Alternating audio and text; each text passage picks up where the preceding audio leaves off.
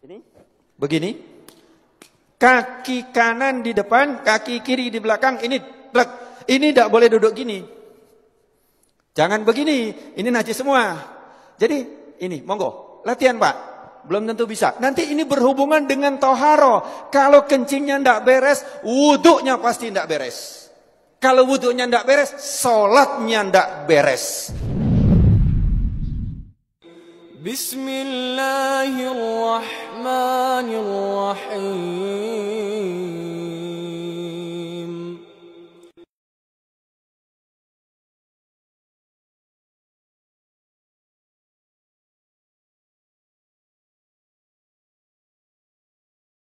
Salawat dan salam kita haturkan kepada junjungan kita Nabi besar Muhammad sallallahu alaihi wasallam.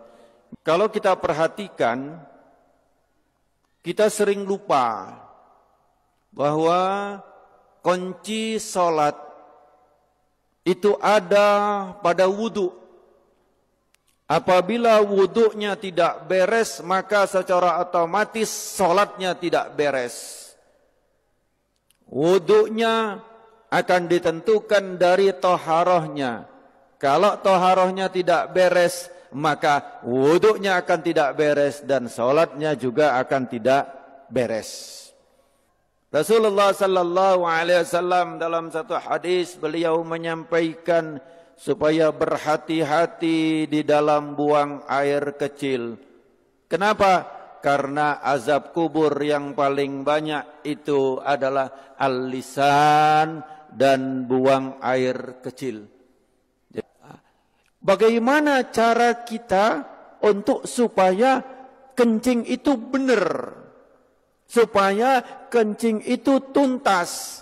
Supaya kencing itu bersih daripada hadas.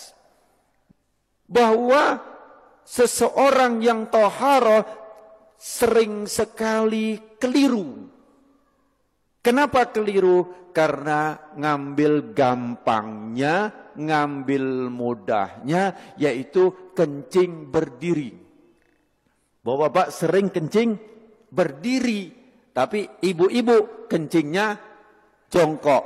Nah, pada kesempatan ini saya ingin menyampaikan bagaimana cara kencing yang benar, kemudian hubungannya dengan kesehatan. Kalau seseorang yang kencing berdiri, bisa saya pastikan dan saya sudah uji coba, ternyata masih ada sisa. Di saat seseorang buang air kecil dia berdiri, maka posisi klep seperti ini. Ini, ya toh? Seperti ini. Panjang, ngapunten, di dalam masjid, tapi karena ini kedokteran harus saya sampaikan. Untuk perempuan kantong kencing, terus kemudian ada namanya uretra, saluran yang keluar, itu panjangnya 1 sampai 3 senti untuk yang perempuan. Jadi sangat pendek. Tetapi kalau untuk yang laki antara 5 sampai 7 senti.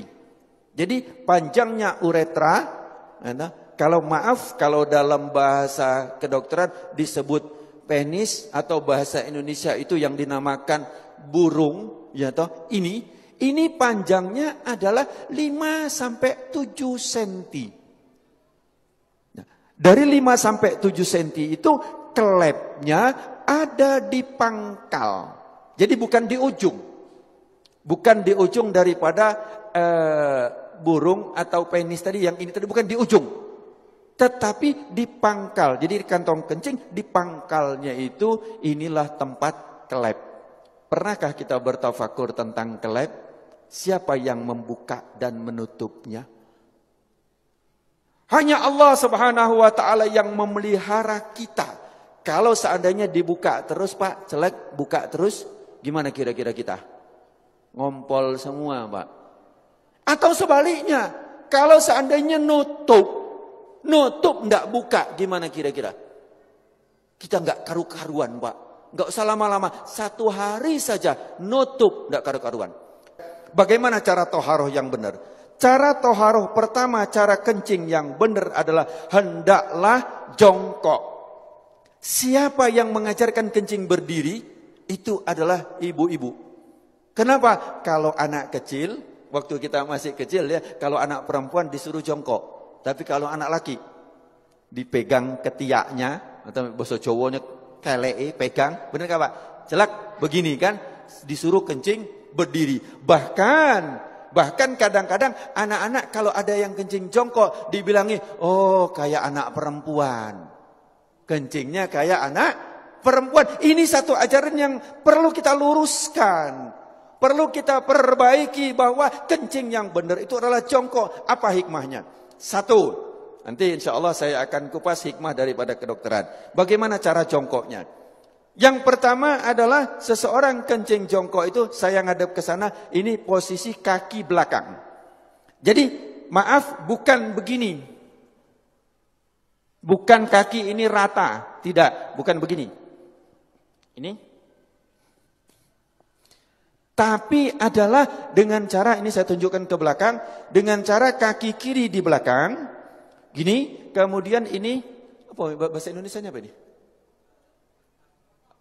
Bokong atau pantat, ngapunten ya di masjid ya, tapi saya sampaikan nggak apa-apa ya. Ya, ini, terus kemudian diletakkan di sini. Nanti saya ngadep ke sana, yang ini. Ini jadi seperti ini. Monggo, kalau ada yang langsung praktek nggak apa-apa, karena belum tentu bisa. Ini. Terus kemudian saya ngadep ke sana. Kaki kanan berada di depan. Celak, ini tadi di belakang. Ini. Begini. Kaki kanan di depan, kaki kiri di belakang. Ini tidak boleh duduk gini. Jangan begini. Ini najis semua. Jadi ini, monggo. Latihan Pak. Belum tentu bisa. Nanti ini berhubungan dengan toharo. Kalau kencingnya tidak beres, wuduknya pasti tidak beres. Kalau wuduknya tidak beres, sholatnya tidak beres. Nah, ini. Terus kemudian yang kedua, kalau posisi seperti ini, maaf, seperti ini, maka kelep tadi posisinya seperti ini. Dia juntit begini. Sehingga setelah ini habis, dari kantong kencing habis, maka dia masih ada sisa di sini. Masih ada sisa di sini, di saat nanti saya praktekkan. Kencing berdiri. Saya coba kamar mandi, saya kencing berdiri. Banyak kan di tempat-tempat itu kan kencing berdiri yang dibuat kayak gini itu kan banyak Pak. Terus kemudian saya coba sampai habis. Habis sudah saya lihat habis betul. Kemudian saya ambil tisu. Saya letakkan di sini. Saya ingin coba, saya letakkan. Kemudian di saat saya rukuk, saya coba di kamar mandi, saya rukuk.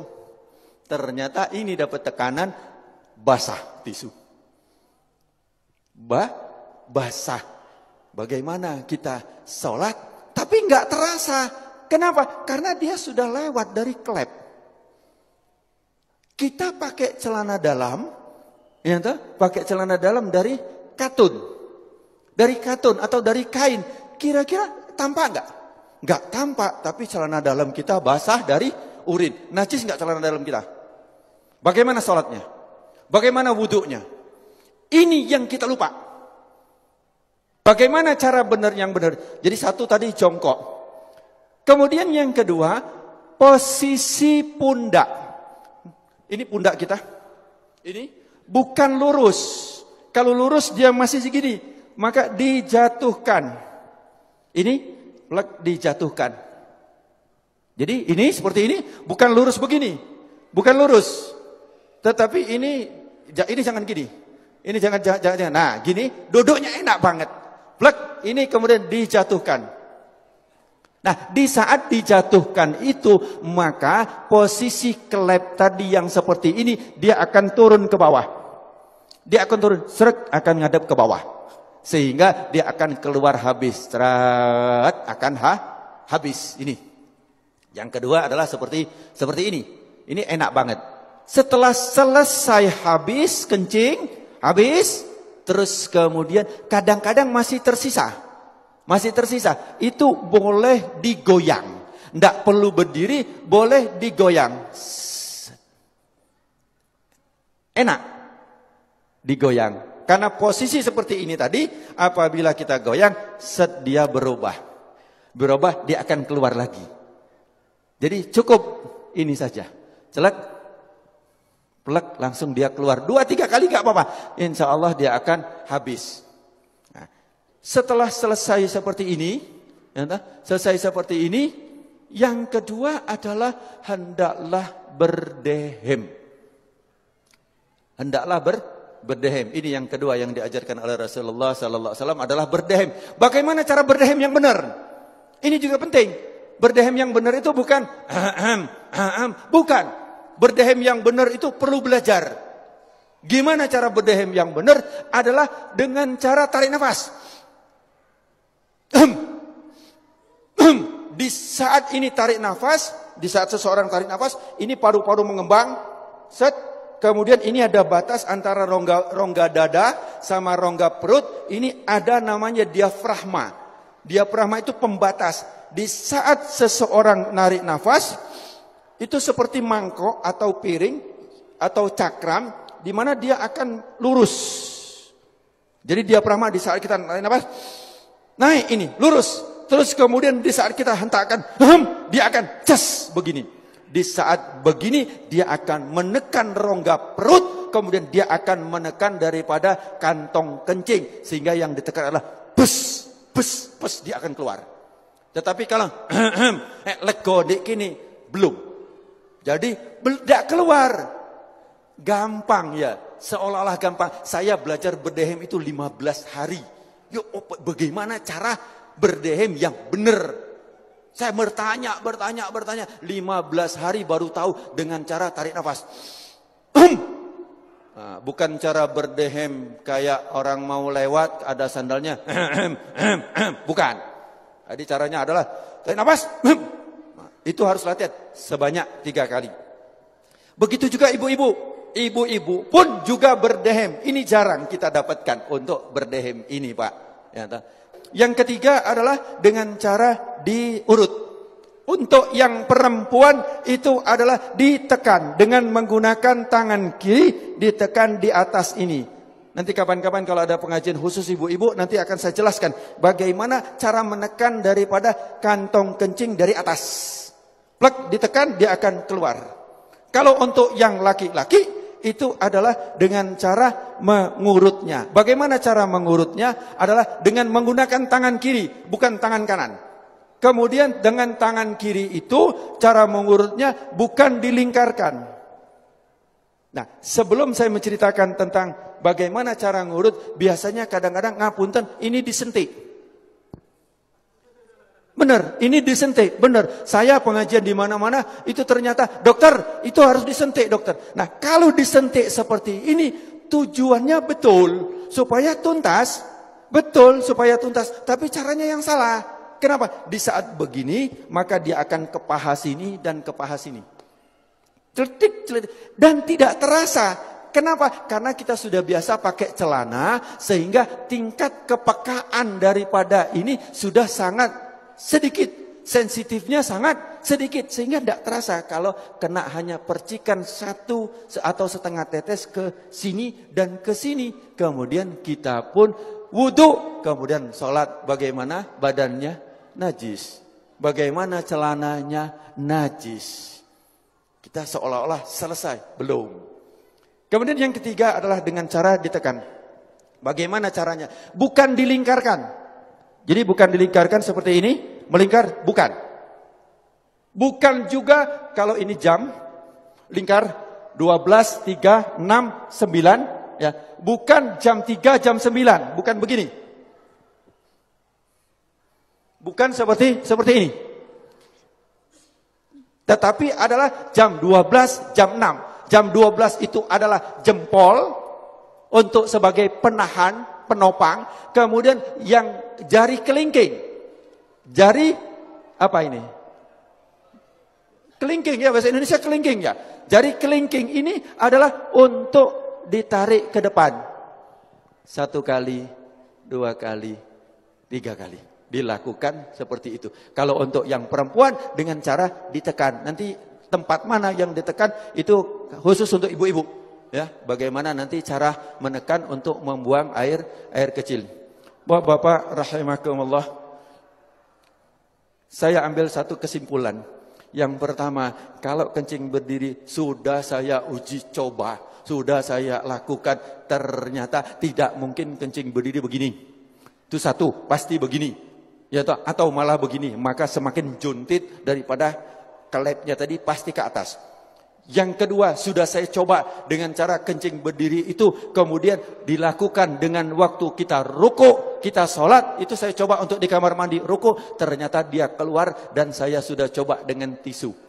Jadi bapak-bapak nanti celana dalamnya akan basah, ya toh, tapi nggak kelihatan karena daya serapnya cukup ini, itu kalau kencing berdiri itu akan keluar, tetapi tidak terasa. Kenapa? Karena sudah melalui klep. Kemudian yang ketiga adalah cara hitan yang benar, maka dia tidak ada sisa sama sekali di bawah ini. Kalau masih ada sisa di saat yang tetesan-tetesan yang terakhir, dia akan masuk. Dia akan masuk. Kemudian yang kedua adalah cara duduk yang benar. Cara jongkok yang benar adalah saya ulangi, kaki kiri di belakang, kemudian ini diletakkan di sini dengan nyaman, dengan enak. Ini. Terus kemudian posisi yang kaki kanan adalah seperti ini, tapi ini jangan dijatuhkan. Sekali lagi ini bukan dijatuhkan, tapi begini. Jangan bingung, biasa saja, plek, enak, plek, biasa saja. Terus kemudian yang kedua, kalau agak gemuk ini boleh dibuka. Boleh begini, kalau agak gemuk. Yang kedua adalah posisi pundak jangan lurus. Kalau lurus kantong kencing masih seperti ini.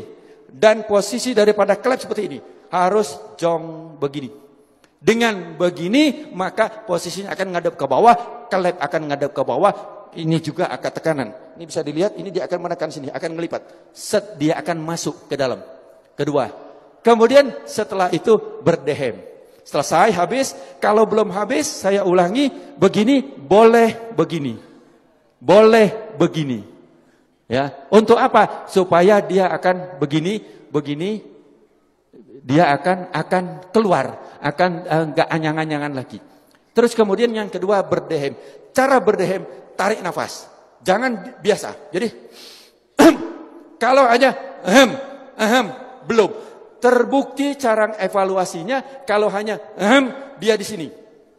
Akan dirasakan di sini. Coba di sini. Tapi kalau tarik nafas pasti di bawah.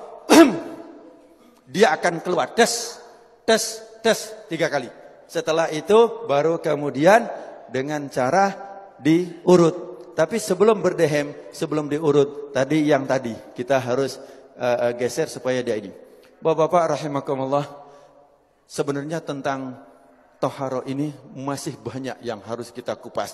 Tapi ini saya himpun sebanyak mungkin. Hati-hatilah kita di dalam bertoharo ini, karena Rasulullah SAW sebagai penutup, Rasulullah pada satu hari itu berjalan, kemudian ada 2 kuburan. Satu kuburan ini kata Rasulullah sedang disiksa. Kenapa? Dia cara toharohnya atau cara kencingnya enggak beres. Tapi ingat bahwa kita dikondisikan supaya menjauh daripada ajaran Rasulullah sallallahu alaihi wasallam. Di sini saya dari medis, saya akan usahakan untuk bagaimana hikmahnya daripada apa yang diajarkan oleh Rasulullah. Bagaimana tidurnya Rasulullah, bagaimana makannya Rasulullah, bagaimana menguapnya Rasulullah, bagaimana wudhunya Rasulullah, bagaimana taharahnya Rasulullah. Itu bisa dikupas habis dengan tujuan kita kembali kepada apa yang diajarkan oleh Rasulullah sallallahu alaihi wasallam. Mudah-mudahan beberapa penyakit akan dihindarkan oleh Allah Subhanahu wa taala. Amin Allahumma amin. Al-Fatihah. Al-afu minkum. Assalamualaikum warahmatullahi wabarakatuh. Waalaikumsalam warahmatullahi wabarakatuh. Terima